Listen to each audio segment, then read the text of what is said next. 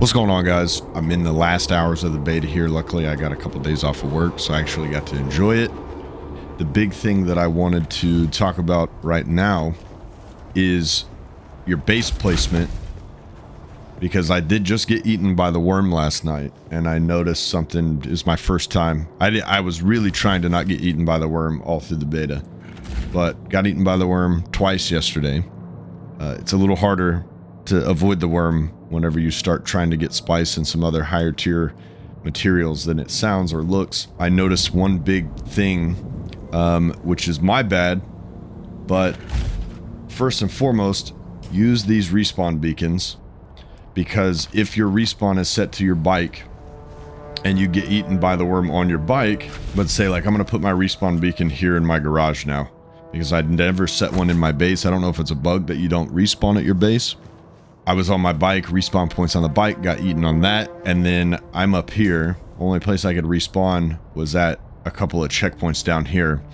Now if I'm solo and I don't have somebody who can come pick me up and give me a ride, I have to rebuild a base down here just to be able to build a bike, just to be able to come up here to my old base.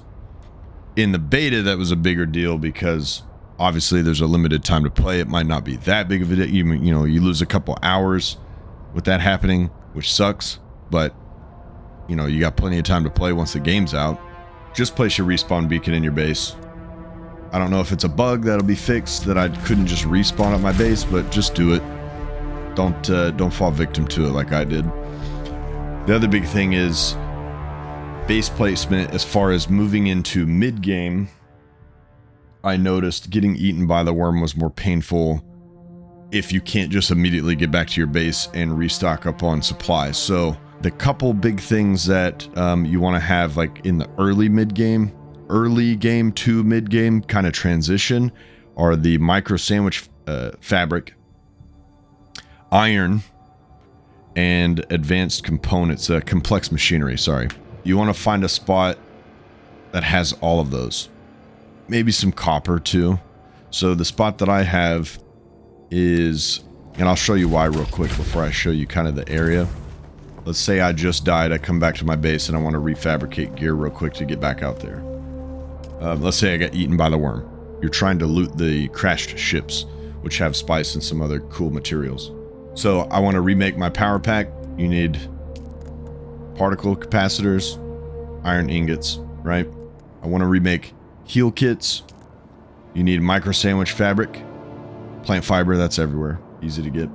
I want to remake my shields, iron, particle capacitors, Holtzman actuators, and I want to remake my suspensor belt, iron, particle capacitor, Holtzman actuator. So you see, it's like kind of the same stuff to get yourself back to baseline, and then, you know, to get your bike back, you're going to need copper, unless you're making a Mark II, which is what I lost. So you want iron and advanced servox. So what we're looking for is a spot on the map that has as much of that as possible, so that while I'm at my base, I can just farm as much of that as possible, so when I die, I can just come right back in and remake my gear, and it's not so bad. All I lost was really the materials I were gathering. So like this spot, if this has iron, boom, iron, and you can look on the map once you've explored places. They did a really good job. They put all this on here, so it's really easy to choose a base location. Look, I can get salvage metal, iron, granite, brittle bush for water, salvage metal. There's even an Imperial testing station, so I can go down there and get the advanced servox particle capacitor. But this place does not have micro sandwich fabric. So this spot over here would be good, because I have 4 entrances to caves, all of which will have the micro sandwich fabric, and the loot in there will have the micro sandwich fabric, which I'm going to need to remake, you know, like a still suit, and my heal kits, and my leader johns. Those also take, because those are big things that suck to lose when you can't remake them, because now you're water deprived constantly trying to get back out there to get this stuff. So you have a lot of stuff here too. So we'd want to look for like maybe this Imperial testing station. I haven't explored this, but maybe this spot has a couple of the caves and the iron, so I can get the servox and capacitors that I need for my gear, and also iron, and also the micro sandwich fabric. So that's what I would be looking at after you explore a little bit. Look at these spots. Now, granted, this could be a moot point a little bit once we're able to come up here and start getting steel and stuff, but I think that this kind of rule of thumb should apply in that area. You would just look for all of these things plus iron and carbon to be able to make steel, and then just apply this rule moving forward everywhere. So like over here, there's another Imperial testing station. That's what I would do though, because I mean, you're going to want to move your base as you progress, but you know, like early game, maybe building a base around here, because I have 2 caves that I can get sandwich fabric from. I have copper and granite, so making a base would be pretty decent here, because I can get everything I need real quick, and I don't have to scoot all the way across the map to go get something that I need. This spot was pretty decent though too, because I could get those complex machineries, and I don't think that this spot does. So maybe the devs have made it to where not everything is on one island, but maybe building a base here in the middle where I can go here to this testing station, or go here to the caves, or to the ironworks. Just thinking of those things whenever you're building a base. That way you can farm all of those materials and then come right back in. Oh, sounded like a splice blow. It was a splice blow. Because once you're in that mid game where you have the sand bike and you're coming out here to find those spice blows and get the spice, your likelihood of getting eaten by the worm goes up exponentially, and it does suck when you come back to your base and you don't have the materials you need. So like in this area, as we saw on the map, let's say I just got eaten by the worm, I'm naked, I can build me a whole gear set, because I just remade this whole set off of just the scraps that I had left in the base.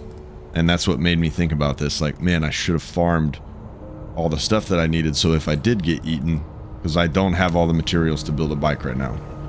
Luckily I was right by this iron, and I had what I needed to make this, and there is some copper here too, so I do have some mid-tier stuff. If I didn't have enough iron to make a high enough, or didn't have enough copper to make a high enough mining tool to be able to even mine the iron, I mean, you could potentially get pretty stuck. So just keep that in mind when you're building a base. Let me know what you think about Dune so far. I'm really liking it. I like survival crafts, and obviously I made a lot of New World videos on this channel because I really enjoyed New World PvP. So I think this, and another game I really liked was Last Oasis with the desert setting, the combat in that, and the riding the ships. So I really think this game is, so far, even in the little bit that I've played, is hitting kind of all the hot buttons for me, but it might not be for you. I know we had some server lag stuff going on during the beta, but that's why they did the beta. So let me know in the comments what you guys think about the game so far. If the PvP, especially large-scale combat, feels really good, I think that this game is going to be everything we wanted. You know what I mean? So it's really going to hinge on that. Even if the PvP sucks, in my opinion, this is still a 100-hour game that you can get in and enjoy, like Valheim, with your friends and have a good time and never even engage in the PvP. But if the PvP is good, this is definitely a 1,000-hour game plus for me. So, all right, guys, let me know in the comments what you think, and if you like the video, if you want to continue to watch the Dune content that I'm definitely going to be putting out once the game is out full. I might even go crazy and stream. I'm totally not a streaming guy, but I might do it. We'll see. This game might do it to me. So hit like and subscribe, help me out, and we'll see you in the next one.